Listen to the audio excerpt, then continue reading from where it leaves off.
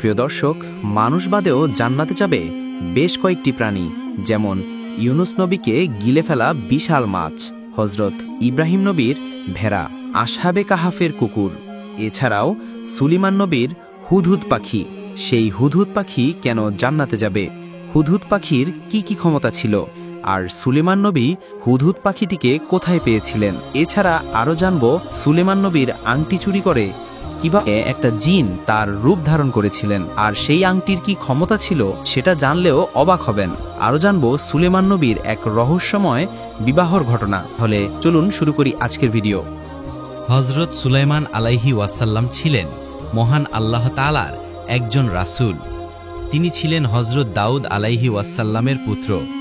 মহান আল্লাহ তাআলা তাকে সমগ্র দুনিয়ার বাদশাহী দান করেছিলেন।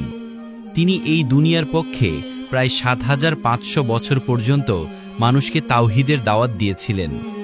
এছাড়া মহান আল্লাহ তাআলা তাকে সমস্ত পশু পাখির ভাষা বুঝার বিশেষ ক্ষমতাও দিয়েছিলেন।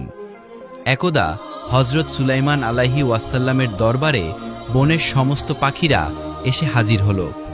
পাখিরা হজরত সুলাইমান আলাইহি ওয়াসাল্লামকে তাদের পরিবারের একজন মনে করত। তারা সবাই হজরত সুলাইমান আলাইহি ওয়াসাল্লামের সেবায় নিয়োজিত হয়ে গেল। তারা কে কে কাজে পারদর্শী তার ফিলিস্তি হজরত সুলাইমান আলাইহি ওয়াসাল্লামকে দিতে লাগল। সমস্ত পাখির কথা শেষ হলে এবার এলো হুদহুদ পাখির কথা। হুদহুদ পাখি হজরত সুলাইমান আলাইহি ওয়াসাল্লামকে সম্বোধন করে বলল, হে আল্লাহর নবী, আমি সবসময় আপনার নিকটে থাকতে চাই। আমার এমন একটি জ্ঞান রয়েছে যা অন্য কোনো পাখির কাছে নেই। এই কথা শুনে হজরত সুলাইমান আলাইহি ওয়াসাল্লাম হুদহুদকে বললেন, তোমার এমন কি জ্ঞান রয়েছে যা অন্য কারো কাছে নেই? তখন হুদহুদ পাখি বলল, হে আল্লাহর নবী, আমি যখন আকাশে উড়ে বেড়াই তখন পৃথিবীতে পানির স্থলগুলো আমি দেখতে পারি। এই কারণে মাটির গভীরে থাকা পানিও আমার দৃষ্টি এড়ায় না। আমি উপর থেকেই পানির গভীরতা মাপতে পারি এবং পানির উৎসের খোঁজ বের করতে পারি।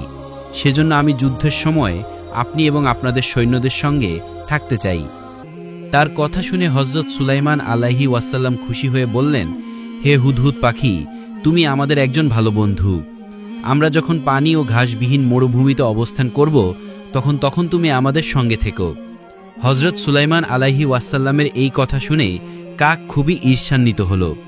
অতঃপর সে বলল, হে আল্লাহর নবী, এই হুদহুদ পাখি মিথ্যা বলে আপনার সঙ্গে বেয়াদবি করেছে। সে আকাশ থেকে মাটির ভেতরের পানির গভীরতা দেখতে পায়, অথচ এক মুঠো মাটির নিচে তার জন্য পেতে রাখা ফাঁদ সে দেখতে পায় না। যদি তার কথা সত্যিই হয় তাহলে সে মাটির ওপরে শিকারীর রেখে দেওয়া ফাঁদে আটকে যায় কেন? কাকের কথা শুনে হজরত সুলাইমান আলাইহি ওয়াসাল্লাম হুদহুদ পাখিকে জিজ্ঞাসা করলেন, হে হুদহুদ, কাক যা বলেছে তা কি সত্য? যদি সত্যিই হয় তাহলে তুমি আমার কাছে এমন মিথ্যা বয়ান কেন দিলে? হুদহুদ বলল, হে আল্লাহর নবী, দয়া করে শত্রুর কথায় কান দেবেন না। আমি আমার জ্ঞান এবং দক্ষতা নিয়ে যা বলেছি তা মিথ্যা হলে আমাকে হত্যা করে ফেলুন। কাক আমার বিরুদ্ধে যা বলেছেন তা দিয়ে সে মহান আল্লাহ তাআলার আদেশ এবং সিদ্ধান্তকে অস্বীকার করেছেন। সে এই কথা বুঝতে পারছে না যে নিয়তির কারণে আমি ফাঁদ দেখতে পাই না। এটার সঙ্গে মাটির নিচে থাকা পানি দেখতে পাওয়া বা না পাওয়ার কোনো সম্পর্ক নেই। মহান আল্লাহ তাআলা যদি আমাকে ফাঁদ দেখার ক্ষমতা দিতেন তবে অবশ্যই আমি মাটিতে থাকা ফাঁদ দেখতে পেতাম। একদিন হজরত সুলাইমান আলাইহি ওয়াসাল্লাম তার দরবারে বসেছিলেন। তখন মালাকুল মাউত হজরত আজরাইল আলাইহি ওয়াসাল্লাম তার দরবারে এসে হাজির হলেন। হজরত সুলাইমান আলাইহি ওয়াসাল্লাম আজরাইল আলাইহি ওয়াসাল্লামকে জিজ্ঞাসা করলেন, হে ভাই মালাকুল মাউত, আপনি এখানে কেন? জবাবে মালাকুল মাউত বললেন, আমি আপনার সঙ্গে কথা বলতে এসেছি, কথা বলেই চলে যাব। তখন হজরত সুলাইমান আলাইহি ওয়াসাল্লামের দরবারে এক ব্যক্তি এসে খুবই চিন্তিত মুখে হজরত সুলাইমান আলাইহি ওয়াসাল্লামকে জিজ্ঞাসা করলেন, আপনার নিকটে এইমাত্র যে ব্যক্তি এসেছিলেন তিনি কে? জবাবে হজরত সুলাইমান আলাইহি ওয়াসাল্লাম বললেন, তিনি হলেন মালাকুল মাউত। সঙ্গে সঙ্গে দরবারের সেই ব্যক্তি বলল, যাব না। সে যখন আসলো খুব রাগান্বিত চোখে আমার দিকে তাকিয়েছিল, আবার যাবার সময়ও খুব রাগান্বিত চোখে আমাকে দেখল। আমার খুব ভয় হচ্ছে, যাব না। আমি এখনই আমার বোনের কাছে চলে যেতে চাই। হজরত সুলাইমান আলাইহি ওয়াসাল্লাম জিজ্ঞাসা করলেন, তোমার বোন এখন কোথায় রয়েছে? সেই ব্যক্তি বলল, আমার বোন রয়েছে এমন এক জায়গায় যেখানে ঘোড়ায় চড়ে 7 দিন সময় লাগে। হজরত সুলাইমান আলাইহি ওয়াসাল্লাম বললেন, সেটা তো অনেক সময়, তুমি এক কাজ করো, তুমি আমার পঙ্কিরাজ ঘোড়া নিয়ে রওনা হয়ে যাও। কিন্তু রওনা হওয়ার পরে সেই ব্যক্তি আর ফেরত আসেনি। অতপর হজরত সুলাইমান আলাইহি ওয়াসাল্লাম মালাকুল মাউতের নিকট সেই দিনের ব্যাপারে এই প্রশ্ন করলেন। মালাকুল মাউত জবাব দিলেন, মহান আল্লাহ তাআলার নির্দেশে ওই ব্যক্তির রূহ কবজ করার নির্দেশ এসেছিল, কিন্তু তার রূহ কবজ করার কথা ছিল অন্য কোনো জায়গায়। আমি যখন দুনিয়ার দিকে নজর দেই তখন দেখতে পাই ওই ব্যক্তি আপনার নিকট বসে আছে। যেহেতু আপনার প্রাসাদ থেকে সেই জায়গার দূরত্ব প্রায় 7 দিনের মতো, তাই সে আপনার পঙ্কিরাজ ঘোড়া নিয়ে রওনা হয়ে যায়, এবং যখন সে সেখানে পৌঁছে তখন আমি তার রূহ কবজ করে নেই। হজরত দাউদ আলাইহি ওয়াসাল্লাম ছিলেন মহান আল্লাহ তাআলার একজন নবী এবং রাসূল। একদা হজরত দাউদ আলাইহি ওয়াসাল্লাম তার পুত্র হজরত সুলাইমান আলাইহি ওয়াসাল্লামকে ডেকে পাঠালেন। পিতার আহ্বানে হজরত সুলাইমান আলাইহি ওয়াসাল্লাম যথাসময় পিতার সামনে এসে উপস্থিত হলেন। অতঃপর হজরত দাউদ আলাইহিসসালাম পুত্র সুলাইমান আলাইহিসসালামকে বললেন, হে আমার পুত্র, তুমি সমস্ত রাত ঘুমিয়ে কাটিয়ে দিও না, কারণ কোনো বান্দা যদি সমস্ত রাত্রি ঘুমিয়ে কাটিয়ে দেয় তবে সে কিয়ামত এবং নেক আমল থেকে অনেক দূরে সরে যায়। পবিত্র কুরআনুল কারীমেও মহান আল্লাহ তাআলা হযরত সুলাইমান আলাইহিসসালামের কথা বর্ণনা করেছেন। মহান আল্লাহ তাআলা হযরত সুলাইমান আলাইহিসসালামকে অনেক জ্ঞান এবং ক্ষমতা দান করেছিলেন। একদা হযরত হুদ আলাইহিসসালামের কাছে দুজন ব্যক্তি তাদের অভিযোগ নিয়ে হাজির হলো। তাদের মধ্যে একজন ছিল কৃষক এবং অপরজন ছিলেন ভেড়ার মালিক। কৃষক ব্যক্তি ভেড়ার মালিকের বিরুদ্ধে অভিযোগ করে হযরত দাউদ আলাইহিসসালামকে বলল, হে আল্লাহর নবী, অমুকের ভেড়া আমার ফসলের জমি খেয়ে নষ্ট করে দিয়েছে, আমি এর উপযুক্ত বিচার চাই। হযরত দাউদ আলাইহিসসালাম তার জ্ঞান অনুযায়ী বিচার করলেন এবং বললেন, এই ব্যক্তির কাছে যতগুলো ভেড়া রয়েছে তার মূল্য এই কৃষকের ফসলের মূল্যের সমান, অতএব ভেড়ার মালিক তার ক্ষতিপূরণ হিসেবে তার সমস্ত ভেড়া এই কৃষককে দিয়ে দেবে। অতঃপর বিচার শেষে যখন দুইজন ব্যক্তি হযরত দাউদ আলাইহিসসালামের দরবার থেকে ফিরে আসছিল, তখন সেখানে হযরত সুলাইমান আলাইহিসসালাম এসে হাজির হলেন এবং তিনি তাদের কাছ থেকে বিচারের বিস্তারিত বর্ণনা শুনলেন। সমস্ত কথা শুনে হযরত সুলাইমান আলাইহিসসালাম সেই দুই ব্যক্তিকে নিয়ে পুনরায় হযরত দাউদ আলাইহিসসালামের নিকট হাজির হলেন এবং বললেন, হে পিতা, আপনি অনুমতি দিলে এই দুই ব্যক্তির অভিযোগ অনুযায়ী আমি আপনাকে একটা পরামর্শ দিতে চাই। হযরত দাউদ আলাইহিসসালাম বললেন, হে বৎস, তোমাকে অনুমতি দেওয়া হলো, পেশ করো তোমার সেই পরামর্শ। অনুমতি পেয়ে হযরত সুলাইমান আলাইহিসসালাম বললেন, হে পিতা, আপনি এই ভেড়ার মালিকের সমস্ত ভেড়া কৃষকের কাছে সোপর্দ করে দিন এবং কৃষকের সমস্ত জমি এই ভেড়ার মালিকের কাছে সোপর্দ করে দিন। এরপর ভেড়ার মালিক কৃষকের জমিতে পুনরায় চাষ করে সেই অবস্থায় ফিরিয়ে আনুক যেই অবস্থায় এই ভেড়ার মালিকের ভেড়া তার ফসল নষ্ট করেছিল, এবং এর মাঝে এই কৃষক সমস্ত ভেড়া থেকে দুধ এবং পশম সংগ্রহ করে উপকৃত হোক। এরপর ভেড়ার মালিক কৃষককে তার ফসল ফিরিয়ে দেবে এবং কৃষক তার কাছে থাকা সমস্ত ভেড়া ভেড়ার মালিকের কাছে সোপর্দ করবে। হযরত দাউদ আলাইহিসসালাম হযরত সুলাইমান আলাইহিসসালামের এই পরামর্শ শুনে খুবই খুশি হলেন। অতঃপর তিনি তার পূর্বের রায় পরিবর্তন করে পুনরায় সেই দুই ব্যক্তিকে এই রায় জানিয়ে দিলেন। এই কথা পবিত্র কুরআনে সূরা আম্বিয়াতে বর্ণনা করা হয়েছে, যেখানে মহান আল্লাহ তাআলা বলেন, অতঃপর আপনি দাউদ এবং সুলাইমানের কথা স্মরণ করুন, যেখানে তারা কৃষকের ফসলের জন্য করা অভিযোগের ফয়সালা করে দিয়েছিলেন। নিশ্চয়ই আমি সেই ফয়সালার মধ্যেই ছিলাম এবং আমি সুলাইমানকে এই ফয়সালা বুঝিয়ে দিয়েছিলাম। একবার দুইজন নারী হযরত সুলাইমান আলাইহিসসালামের নিকট হাজির হলো। তারা দুজনেই একটি বাচ্চার জন্য নিজেদেরকে মা বলে দাবি করছিল। এদের মাঝে প্রথম মহিলা বলল, হে আল্লাহর নবী, কিছুদিন আগে একই রাত্রে আমরা দুজনেই সন্তান প্রসব করি, কিন্তু বাচ্চা জন্মের কয়েকদিনের মধ্যেই এক রাত্রে দ্বিতীয় মহিলার বাচ্চাকে একটি নেকড়ে এসে তুলে নিয়ে যায়। অতঃপর সুযোগ বুঝে এই মহিলা আমার বাচ্চাকে চুরি করে। এখন সে সবাইকে বলে বেড়াচ্ছে যে এই বাচ্চা তার নিজের, আর আমার বাচ্চাকে নাকি নেকড়ে এসে তুলে নিয়ে গেছে। হুজুর, আপনি এই সমস্যার একটা সমাধান করে দিন, আপনি আমার সন্তানকে আমার কাছে ফিরিয়ে দিন। এই সমস্ত কথা শুনে হযরত সুলাইমান আলাইহিসসালাম জল্লাদকে হুকুম দিলেন, হে জল্লাদ, এই বাচ্চাটাকে কেটে 2 টুকরো করে ফেল এবং তাদের দুজনকে একটি করে টুকরো দিয়ে দে। সুলেমান বাদশার এই অদ্ভুত আদেশ শুনে প্রথম মহিলা হাউমাউ করে কেঁদে উঠল এবং বলল, হুজুর, দয়া করে আমার বাচ্চাকে মেরে ফেলবেন না, আপনি বরং তাকেই আমার বাচ্চার মা বলে ঘোষণা করে দিন। আমার বাচ্চা বেঁচে থাকলেই আমি খুশি হব। আর অন্যদিকে দ্বিতীয় মহিলা এই বিচার শুনে চুপ থাকে। এই দৃশ্য দেখে হযরত সুলাইমান আলাইহিসসালাম বুঝতে পারলেন যে প্রথম মহিলাই এই বাচ্চাটির প্রকৃত মা। তাই হযরত সুলাইমান আলাইহিসসালাম দ্বিতীয় মহিলাকে আদেশ করলেন বাচ্চাটিকে তার আসল মায়ের নিকট ফিরিয়ে দিতে। আর এভাবেই হযরত সুলাইমান আলাইহিসসালামের বিচক্ষণতায় বাচ্চাটি তার আসল মায়ের নিকট ফেরত গেল। সুবহানাল্লাহ। হযরত সুলাইমান আলাইহিসসালাম মহান আল্লাহ তাআলার কুদরতে বাতাসকে নিয়ন্ত্রণ করতে পারতেন। তিনি বাতাসকে হুকুম দিলেই বাতাস তাকে 1 মাসের পথ 1 ঘন্টায় নিয়ে যেতেন। প্রাণীরাও তার হুকুম পালন করত। অনেক অবাধ্য জিন তার হুকুমের অপেক্ষায় থাকত। শয়তান ভয়ে সবসময় পালিয়ে থাকত। হজরত হাসান বসরি রহমতুল্লাহ আলাইহি বর্ণনা করেন কিভাবে মহান আল্লাহ তাআলা হজরত সুলাইমান আলাইহিস সালামকে বাতাস নিয়ন্ত্রণ করার ক্ষমতা দিয়েছিলেন। সেই সময় হজরত সুলাইমান আলাইহিস সালামের খুব প্রিয় একটি ঘোড়া ছিল।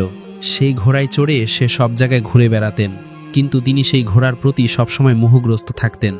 অতঃপর তিনি এই মোহকে কাটাতে সেই ঘোড়াকে জবাই করে ফেললেন। সুলাইমান আলাইহিস সালামের এই কাজে মহান আল্লাহ তাআলা অনেক খুশি হলেন এবং বাতাসকে তার বাহন বানিয়ে দিলেন। যখনই হজরত সুলাইমান আলাইহি ওয়াসাল্লামের কোথাও ভ্রমণের প্রয়োজন হতো, তিনি বাতাসকে নির্দেশ দিতেন। তখন বাতাস এত জোরে বইতে শুরু করত যে যেই দূরত্বে মানুষের যেতে 1 মাস সময় লাগছে, সেই দূরত্বের পথ হজরত সুলাইমান আলাইহি ওয়াসাল্লাম 1 ঘন্টায় চলে যেতেন। মহান আল্লাহ তাআলা জিন এবং শয়তানকেও হজরত সুলাইমান আলাইহি ওয়াসাল্লামের বশীভূত করে দিয়েছিলেন। তারা সর্বদা হজরত সুলাইমান আলাইহি ওয়াসাল্লামের জন্য চাকরের মতো হুকুম পালন করত। এই সমস্ত জিনেরা সাগরের তলদেশ থেকে হীরা, মুক্তা এবং মূল্যবান সম্পদ সংগ্রহ করে নিয়ে আসত। হজরত সুলাইমান আলাইহিস সালামের অনেক সুন্দর সুন্দর ইমারত বানানোর শখ ছিল। এই সমস্ত জিনেরা হজরত সুলাইমান আলাইহি ওয়াসাল্লামের হুকুম অনুযায়ী অনেক সুন্দর সুন্দর ইমারত নির্মাণ করেছিল। এই সমস্ত জিনাদের মধ্যে কেউ যদি হজরত সুলাইমান আলাইহি ওয়াসাল্লামের অবাধ্য হতো, তবে হজরত সুলাইমান আলাইহি ওয়াসাল্লাম তাকে শাস্তি দিতেন। পবিত্র কুরআনুল কারিমে মহান আল্লাহ তাআলা ইরশাদ করেন, আমি সুলাইমানের জন্য অনেক শয়তান এবং জিনকে নিয়োগ করেছিলাম, যারা হজরত সুলাইমান আলাইহি ওয়াসাল্লামের হুকুম পালন করত এবং তার জন্য কাজ করত। প্রিয় দর্শক, জিনদের মাঝে 2 ধরনের জিন রয়েছে। একদল জিন ছিল ইমানদার। এই সমস্ত জিনেরা নবীদের দেওয়া হুকুমকে ইমানি দায়িত্ব হিসেবে পালন করত। আর কিছু ছিল কাফের। তারা হজরত সুলাইমান আলাইহি ওয়াসাল্লামের ভয়ে কাজ করত, কিন্তু তাদের দ্বারা হজরত সুলাইমান আলাইহি ওয়াসাল্লামের ক্ষতি হওয়া সম্ভব না থেকে যেত। এই কারণে মহান আল্লাহ তাআলা হজরত সুলাইমান আলাইহি ওয়াসাল্লামের হেফাজতের ব্যবস্থা করলেন। পবিত্র কুরআনুল কারিমে মহান আল্লাহ তাআলা ইরশাদ করেন, যারা সুলাইমানের অবাধ্য হতো, আমি নিশ্চয়ই তাদেরকে জাহান্নামে নিক্ষেপ করব। অনেক মুফাসসিরের বর্ণনা অনুযায়ী মহান আল্লাহ তাআলা একজন ফেরেশতাকে নিয়োগ করেছিলেন, যার হাতে সবসময় আগুনের গোলা থাকত। কোনো জিন যদি হজরত সুলাইমান আলাইহি ওয়াসাল্লামের অবাধ্যতা করত, সেই ফেরেশতা অবাধ্য জিনের উপর আগুনের গোলা ছুঁড়ে মারত এবং সেই আগুনের গোলার আঘাতে অবাধ্য জিন পুড়ে যেত। পবিত্র কুরআনুল কারিমে মহান আল্লাহ তাআলা বলেন, আমি সুলাইমানের জন্য আগুনের ঝর্ণা বানিয়েছিলাম। হজরত সুলাইমান আলাইহি ওয়াসাল্লামের নিকট আল্লাহ তাআলা প্রদত্ত সবচেয়ে বড় মুজিজার মধ্যে এই একটি ছিল আগুনের ঝর্ণা। এই আগুনের ঝর্ণা সাহায্য নিয়ে জিনেরা লোহা গলিয়ে বড় বড় জাহাজ এবং জিনিসপত্র তৈরি করত। সুবহানাল্লাহ। সুলাইমান আলাইহি ওয়াসাল্লামের রাজদরবার সোনা রূপা, মণি উক্তা, হীরা জহরত চারিদিকে ছড়িয়ে ছিটিয়ে আছে। রাজদরবারে মন্ত্রী পরিষদ সহ তার রাজ্যের সকল মানুষ উপস্থিত। সারা দুনিয়ার বাদশাহী যার কাছে ন্যস্ত, তিনি কেন আজ সবাইকে ডাকলেন? সকলেই অপেক্ষা করছে। জরুরি কেন তলব?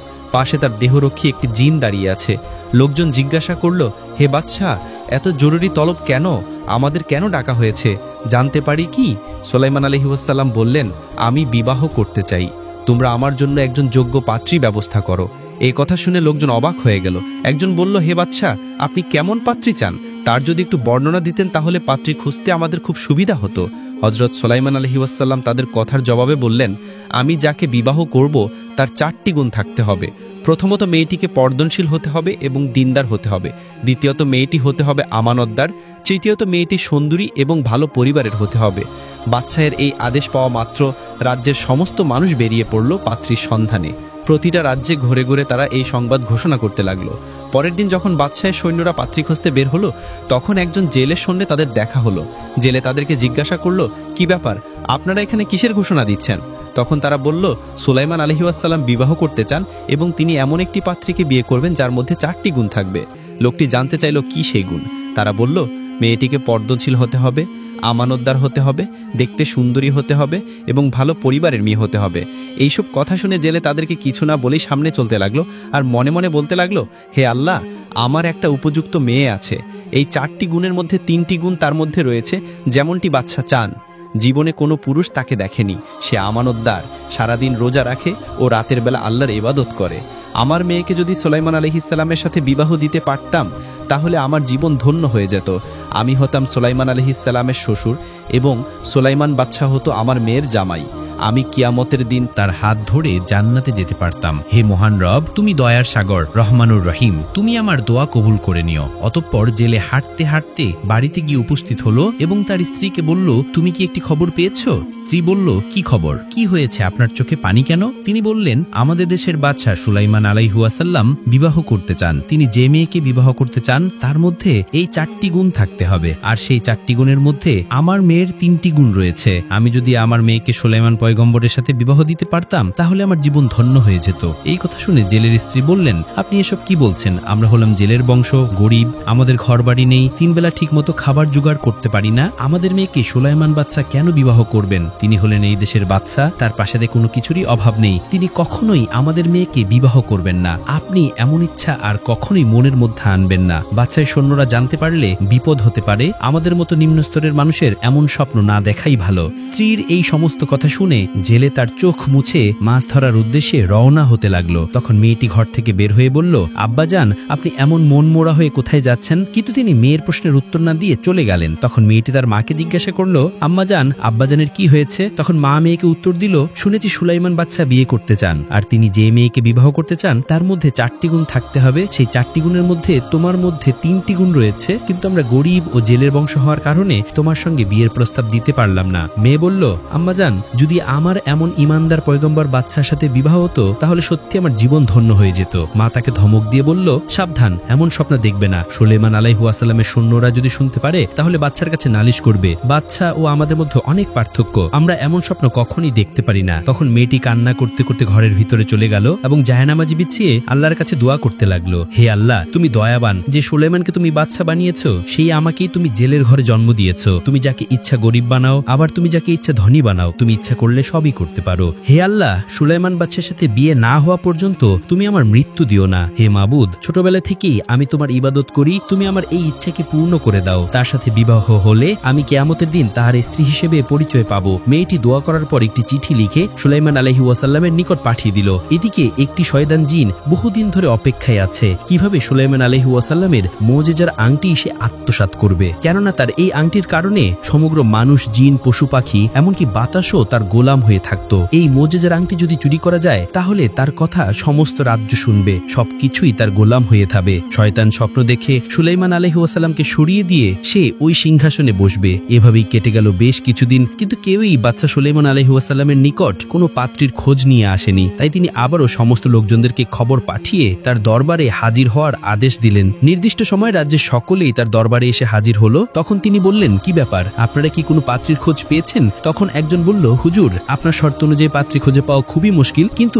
এমন একজন পাত্রী আপনাকে বিবাহ করার জন্য প্রস্তাব দিয়েছে যা শুনলে আপনি অবাক হয়ে যাবেন। তিনি বললেন, কে সেই পাত্রী? তখন একজন বলল, হুজুর, আমাদের গ্রামেই একজন জেলে বাস করে, তার একটি মেয়ে আছে, সে আপনাকে একটি পত্র লিখে জানিয়েছে যে সে আপনাকে বিবাহ করতে চায়। তখন উপস্থিত আরেকজন বলল, হুজুর, এটা কখনোই সম্ভব নয়, বাদশা হয়ে আপনি কিভাবে জেলের মেয়েকে বিয়ে করবেন? তখন সুলাইমান বাদশাহ কিছু না ভেবে মেয়েটি পাওয়া পত্রটি ছিলে ফেলে দিলেন। উপর থেকে এক ফেরেশতা সবকিছুই শুনছিল এবং দেখছিল। যখন সে দেখল পত্রটি অবজ্ঞার সাথে ছিঁড়ে ফেলা হয়েছে তখন সে আল্লাহর নিকট পৌঁছে গেল আর বলল, হে আল্লাহ, আপনার পয়গম্বর সুলাইমান বাদশা ধন সম্পদের মোহে অহংকারী হয়েছে, সে কোনো কিছু চিন্তা না করেই জেলের মেয়ের পত্রটি ছিঁড়ে ফেলে দিয়েছে। তখন আল্লাহ তাআলা বললেন, ধৈর্য ধরো, অতি শীঘ্রই সুলাইমান আলাইহিস সালামের পরীক্ষা শুরু হবে। এদিকে জেলের মেয়ে পত্রটি ছিঁড়ে ফেলা সংবাদ পেয়ে খুবই মর্মাহত হয়েছে। ভারাক্রান্ত মন নিয়ে কান্না করতে করতে আল্লাহর কাছে বলতে লাগলো, হে আল্লাহ, তুমি তো সবই জানো, আমি একজন গরিব জেলের মেয়ে, কিন্তু আমাকে তো তুমিই সৃষ্টি করেছো। আমি গরিব বলে সুলাইমান বাদশা আমার প্রস্তাব প্রত্যাখ্যান করেছে। হে আল্লাহ, তুমি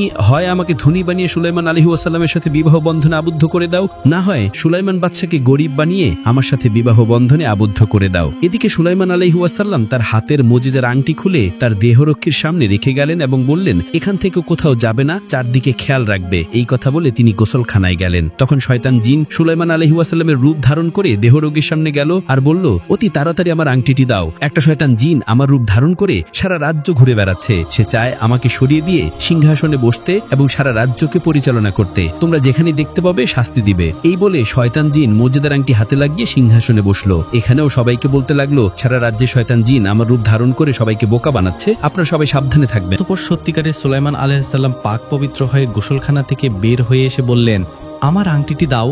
তখন দেহরক্ষী তাকে দেখে অবাক হয়ে গেল এবং বলল, কিসের আংটি, কার আংটি, আর আপনি বা কে? তখন সুলাইমান আলাইহিসসালাম বললেন, তুমি এসব কি বলছো? আমি তো কিছুই বুঝতে পারছি না। তুমি আমাকে চিনতে পারছো না? আমি তোমাদের সুলাইমান বাদশাহ। তখন দেহরক্ষীটি বলল, ও বুঝতে পারছি, তুমি সেই ছদ্ম বাদশাহ যে কিনা আমাদের রাজ্যে সিংহাসনে বসতে চাইছো। তিনি বললেন, কে সিংহাসনে বসতে চাচ্ছে? দেহরক্ষী বলল, তুমি মহলের সিংহাসনে গিয়ে দেখো। তখন তিনি সিংহাসনে গিয়ে দেখলেন নকল বাদশাহ বসে আছেন। তখন তিনি সেই নকল বাদশাকে জিজ্ঞাসা করলেন, তুমি কে? আমার সিংহাসনে বসে আছো কেন? তখনই অবস্থানরত সকল লোকজন তাকে ধরে মারধর করে আদমোড়া বানিয়ে একটি নদীর কিনারায় ফেলে আসলো। আসলে তারা বুঝতেই পারেনি সিংহাসনে যে বসা ছিল সে শয়তান জিন। তারা যাকে মারধর করেছে তিনি আসলে সত্যিকারের সুলাইমান বাদশাহ। অতঃপর সন্ধ্যা ঘনিয়ে আসলো, তখন সেই জেলে মাছ ধরে বাড়ি ফিরছিলেন। ফেরার পথে তিনি দেখতে পেলেন নদীর কিনারে একজন সুন্দর সুপুরুষ অজ্ঞান হয়ে পড়ে আছে, রক্তাক্ত অবস্থায়।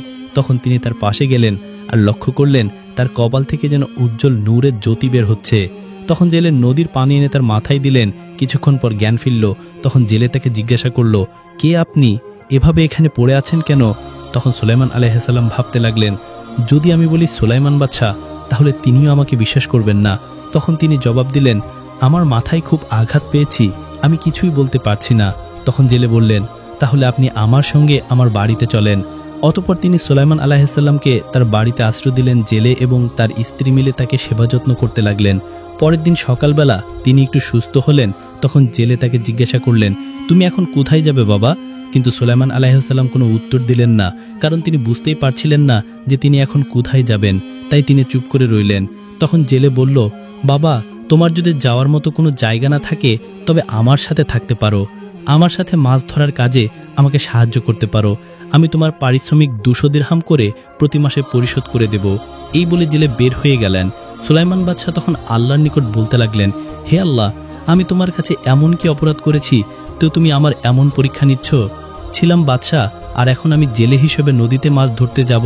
হে আল্লাহ, আমি যদি কোনো অন্যায় করে থাকি তাহলে এই দুনিয়াতেই আমাকে ক্ষমা করে দিও, কাল কিয়ামতের দিনে আমাকে পাপী বানিয়ে রেখো না। এই সব বলে কিছুক্ষণ পর সুলাইমান বাদশাহ জেলের সঙ্গে নদীতে মাছ ধরতে গেলেন। যাওয়ার সময় তারা দেখল কিছু লোকজন পেরেশান অবস্থায় দাঁড়িয়ে আছে। তখন জেলে তাদেরকে জিজ্ঞাসা করলেন, কি হয়েছে? আপনারা এমন পেরেশান হয়ে আছেন কেন? তখন তারা উত্তর দিলেন, আসলে আমাদের রাজ্যের অবস্থা খুবই খারাপ। চারিদিকে নিত্য প্রয়োজনীয় জিনিসের ঊর্ধ্বমূল্য, হিংসা, মারামারি, জুলুম প্রতিনিয়তই বেড়ে চলেছে, কিন্তু দেশের বাদশাহ কোনো পদক্ষেপই নিচ্ছেন না। জানি না সুলাইমান বাদশার কি হয়েছে। তিনি তো আগে এমন ছিলেন না। জনগণের দুরবস্থায় তিনি সবসময়ই পাশে থাকতেন। তখন সুলাইমান আলাইহিসসালাম মনে মনে ভাবছেন, আসলে আমি তো তোমাদের সুলাইমান বাদশাহ। ওই সিংহাসনে যে বসে আছে সেই শয়তান জিন, সেই রাজ্যের ক্ষতি করছে। আমার হাতের মোজেজার আংটি নিয়ে সে ক্ষমতা কাজে লাগাচ্ছে। এখন আমি যদি বলি তোমাদের সত্যিকারের বাদশাহ, তাহলে তোমরা কখনোই আমার কথা বিশ্বাস করবেন না। এই সব ভেবে তারা নদীতে চলে গেল মাছ ধরতে। জেলে যখন প্রথম জাল ফেলল নদীতে, দেখতে পেল প্রথমবারই প্রচুর মাছ উঠেছে তাদের জালে। তখন জেলে আল্লাহর কাছে শুকরিয়া আদায় করে বলতে লাগলো, হে আল্লাহ, যেদিন থেকে এই সুপুরুষ আমার বাড়িতে এসেছে সেদিন থেকে আমার ঘর রহমতে ভরে গেছে। আমি জানি না কি এই পুরুষ, তার ওসিলায় তুমি আমাকে রহমত দান করেছ। সমস্ত প্রশংসা তোমার। ওই মাছ ধরা শেষে তারা আবার বাড়ি ফিরলেন। সেদিন রাতে জেলের মেয়েটি আবার আল্লাহর নিকট কান্নাকাটি করে বলতে লাগলো, হে মাবুদ, তুমি দয়ার সাগর। আমার এই জীবনে আমি কোনো পুরুষকে দেখিনি, কোনো পুরুষও আমাকে দেখেনি, কিন্তু সুলাইমান বাদশাকে আমি না দেখে পছন্দ করেছি। তার সাথে আমি বিবাহ বন্ধনে আবদ্ধ হতে চাই। হে রব্বুল আলামিন, সুলাইমান বাদশার সাথে আমার বিবাহ সম্পন্ন না হওয়ার পর্যন্ত তুমি আমার মৃত্যু দিও না। তাকে স্বামী হিসেবে আমার পাশে পেয়ে আমার নারী জীবন ধন্য করতে চাই। নিশ্চয়ই আপনি আমার সহায় হবেন। কিয়ামতের দিনে আমি তার হাত ধরে জান্নাতে প্রবেশ করতে চাই। হে আল্লাহ, আপনি আমার এই দোয়া কবুল করুন। পরের দিন আবার সুলাইমান বাদশাহ জেলে মাছ ধরছিল। হঠাৎ করে প্রচণ্ড ঝড় বৃষ্টি শুরু হলো। তখন নদীর উপর দিয়ে উড়ে যাচ্ছিল একটি ভালো জিন। সুলাইমান বাদশাকে দেখে ভালো জিনটি চিনতে পারল। সে থেমে গিয়ে ভাবতে লাগলো, কি ব্যাপার, সুলাইমান বাদশাহ এখানে কেন, তাহলে বসে আছে কে? তখন সে এখানে কিছু না বলে উড়ে চলে গেল বাদশাহ মহলে। রাজমহলে গিয়ে দেখলো সিংহাসনে শয়তান জিন ছদ্মবেশে অবস্থান করছে, আর তার আঙ্গুলে পড়ে আছে সেই মজেজের আংটি, যার মধ্যে সে সমগ্র বিশ্বকে তার গোলাম বানিয়ে রেখেছে। তখন ভালো জিন বলল, হে শয়তান, তোর রাজত্ব আজই শেষ। তোকে আমি ঠিকই চিনতে পেরেছি। তাড়াতাড়ি মজেজের আংটিটি সুলাইমান আলাইহিস সালামকে দিয়ে দে। এই বলে ভালো জিন শয়তান জিনটিকে তাড়া করতে লাগলো। এদিকে জেলে ও সুলেমান বাদশাহ যখন মাছ ধরে নদীর কিনারায় এসে থামল, তখনই ভালো জিনটি খারাপ জিনটিকে তাড়া করতে করতে নদীর উপর দিয়ে যাচ্ছিল। আর তখনই খারাপ জিনের আঙুল থেকে মুজিজার আংটিটি খুলে নদীতে পড়ে গেল। পড়ে যাওয়ার সাথে সাথে নদীতে থাকা একটি বড় মাছ আংটিটি গিলে ফেলল। আর তখনই নদীতে থাকা সব মাছ তার গোলাম হয়ে গেল। বড় মাছটি যেদিকে যায় অন্য সকল মাছও তার পিছন পিছন যায়। বড় মাছটি বুঝতে পারছিল না যে হঠাৎ করে সকল মাছ সকল জীব কেন তার পিছু করেছে। তারপর জেলে ও সুলেমান বাদশাহ মাছ বিক্রি করে বাড়ি ফিরলেন। পরের দিন সকালবেলা সারা দেশে রোটল পড়ল যে সুলেমান বাদশাকে খুঁজে পাওয়া যাচ্ছে না। তিনি হঠাৎ করে কোথাও যেন উধাও হয়ে গেলেন। এদিকে জেলের ঘরে থাকেন সুলেমান আলাইহিস সালাম প্রায় 1 বছর হয়ে গেল। তিনি মনে মনে ভাবছেন, আর কতদিন এভাবে অন্যের আশ্রয়ে থাকবো, এখন আমি চলে যাব। অন্যদিকে জেলে তার স্ত্রীকে ডেকে বলল, হে বিবি, আমাদের ঘরে থাকা যুবকটিকে তোমার কেমন লাগে? তিনি বললেন, মাশাআল্লাহ, যুবকটি খুবই ইমানদার ও সৎ চরিত্রের অধিকারী। জেলে বললেন, এই যুবক যেদিন থেকে আমার বাড়িতে এসেছে সেদিন থেকে আমার বাড়ি বরকতময় হয়েছে। আমার ঘরের অভাব অনটন দূর হয়ে গেছে। আমি ভাবছি আমার কন্যার সাথে এই যুবকটিকে বিয়ে দেব। তুমি কি আমার সাথে একমত? তিনি বললেন, যুবকটি কি রাজি হবে? সে যদি আমাদের মেয়েকে বিয়ে করতে রাজি হয় তবে আমার কোনো আপত্তি নেই। তখন জেলে হযরত সুলেমান আলাইহিস সালামের নিকট আসলেন এবং বললেন, বাবা, তোমার সাথে আমার কিছু কথা বলার ছিল। সুলেমান আলাইহিস সালাম বললেন, জি বলুন। জেলে বললেন, আচ্ছা বাবা, বলো তো আমাদের বাড়িতে আমরা মোট কতজন সদস্য আছি? সুলেমান আলাইহিস সালাম বললেন, 3 জন, আপনি, আমি আর আপনার স্ত্রী। জেলে বললেন, না, এই ঘরে আমরা মোট 4 জন আছি। আমার ঘরে আমার একটা উপযুক্ত মেয়েও আছে।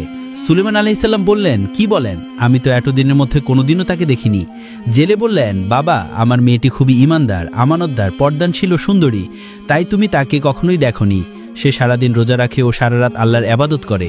আমি আমার এই মেয়েকে তোমার কাছে বিয়ে দিতে চাই। বাবা, তুমি কি আমার এই প্রস্তাবে রাজি আছো? এই কথা শুনে সুলেমান আলাইহিস সালাম মনে মনে আল্লাহকে স্মরণ করলেন এবং বলতে লাগলেন, হে আল্লাহ, তুমি আমাকে কি পরীক্ষায় ফেললে? আমি কি ছিলাম আর কি হয়ে গেলাম? যার আশ্রয়ে এতদিন আছি তিনি আমাকে বিয়ের প্রস্তাব দিচ্ছেন, আবার আমার পছন্দের সবগুলো গুণই তার মধ্যে রয়েছে। আমি এখন তাকে কিভাবে ফিরিয়ে দিব? এসব ভেবে তিনি বললেন, আমি আপনার এই প্রস্তাবে রাজি আছি। তখন জেলে তাকে কিছু দিরহাম দিয়ে বললেন, বাবা, এগুলো দিয়ে তুমি বিয়ের বাজার করে নিয়ে আসো। এরপর তাদের দুজনে বিবাহ কার্য সম্পূর্ণ হলো। পরদিন আবার জামাই শ্বশুর নদীতে মাছ ধরতে গেল। যখনই তারা নদীতে জাল ফেললো তখনই জালে ওই আংটিটি গিলে ফেলা বড় মাছও আরও অনেক মাছ ধরা পড়ল। এটা দেখে তারা খুবই খুশি হলো এবং আল্লাহর কাছে শুকরিয়া আদায় করলো। বড় মাছটি ছাড়া তারা অন্য সকল মাছ বিক্রি করে বড় মাছটিকে বাড়িতে নিয়ে গেল খাওয়ার জন্য। কিন্তু কেউই জানতো না যে ওই মাছের পেটের ভিতরে সুলেমান আলাইহিস সালামের মুজিজার আংটি রয়েছে। জেলে বাড়িতে এসে তার মেয়েকে বললেন, মা, আজকে তুমি জামাইয়ের জন্য এই মাছটি রান্না করবে। অতঃপর জেলের মেয়ে যখনই মাছটি কাটলো তখন সে দেখলো মাছের পেটের ভিতরে একটি আংটি। আংটিটি সাধারণ আংটির চেয়ে একদম আলাদা, খুবই সুন্দর। জেলের মেয়ে ভাবলো, যেহেতু আজকে আমাদের বিবাহের প্রথম দিন, স্বামীকে দেওয়ার মতো তো আমার কাছে কিছুই নেই, তবে এই আংটিটি আজকে স্বামীকে উপহার দেব। এদিকে ভালো জিন সুলাইমান আলাইহিস সালাম এদিক ওদিক খুঁজছিল। সে বুঝতে পারছিল যে বাদশার হাতে মুজিজের আংটিটি না থাকায় তিনি তার সকল ক্ষমতা হারিয়ে ফেলেছেন। তার পূর্ববর্তী কোনো কিছুই মনে নেই। এর মাধ্যমে দেশের সমস্ত জনগণ বুঝতে পারল যে এতদিন যে সিংহাসনে বসেছিল সে সত্যিকারের বাদশা ছিল না, সে একটি শয়তান জিন। তখন সত্যিকারের সুলাইমান বাদশাকে পাওয়ার জন্য সবাই বেকুল হয়ে উঠল। অপরদিকে জেলের বাড়িতে সুলাইমান আলাইহিস সালাম তার স্ত্রীকে সালাম দিয়ে তার ঘরে প্রবেশ করলেন এবং তারা বললেন, আমরা দুজনের অপরিচিত, আমরা কোনোদিন কাউকে দেখিনি। আল্লাহ তাআলার ইচ্ছায় আজ আমরা বিবাহ বন্ধনে আবদ্ধ হয়ে স্বামী স্ত্রী হয়েছি, তবে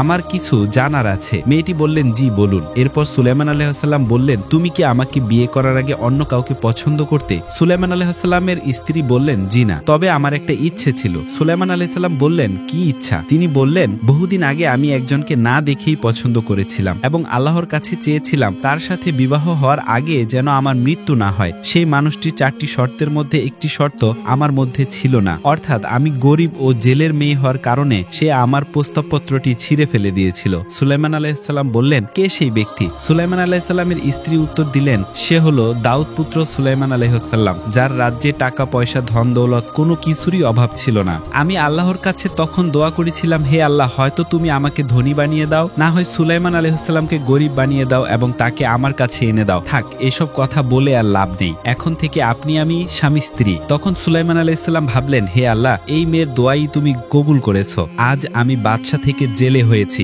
মেয়েটি তখন মাছের পেটে থাকা আংটিটি সুলাইমান আলাইহিসসালামের আঙ্গুলে পরিয়ে দিলেন, আর সাথে সাথে সুলাইমান আলাইহিসসালাম তার আগের সকল মোজেজা ফিরে পেলেন। সম্পূর্ণভাবে তার পূর্বেকার সমস্ত ঘটনার কথা মনে পড়ল। তখন তিনি সবকিছু জেলের মেয়েকে খুলে বললেন। তিনি আল্লাহর কাছে যার জন্য প্রার্থনা করতেন, ভাগ্যক্রমে সেই সুলাইমান আলাইহিসসালামেরই সঙ্গেই তার বিবাহ হয়েছে বলে সান্ত্বনা দিলেন এবং সেজদায় পড়ে বলতে লাগলেন, হে আল্লাহ, আমি ক্ষমতার বর্ষবর্তী হয়ে অহংকারী হয়ে পড়েছিলাম, যার কারণে আমার এমন পরিস্থিতি হয়েছে। তুমি আমার সকল অপরাধ এই দুনিয়াতেই ক্ষমা করো। এইভাবে আল্লাহর কাছে ক্ষমা চেয়ে হযরত সুলাইমান আলাইহিসসালাম নতুন জীবন শুরু করল। প্রিয় দর্শক, আশা করি ভিডিওটি আপনার হৃদয়ে কিছু স্পর্শ করেছে। এটি শুধু দেখেই থেমে যাবেন না, জীবনে কাজে লাগান। লাইক দিন, শেয়ার করুন, আর নতুন ইসলামিক ভিডিও পেতে চ্যানেলটি সাবস্ক্রাইব করুন। ধন্যবাদ। আল্লাহ হাফেজ।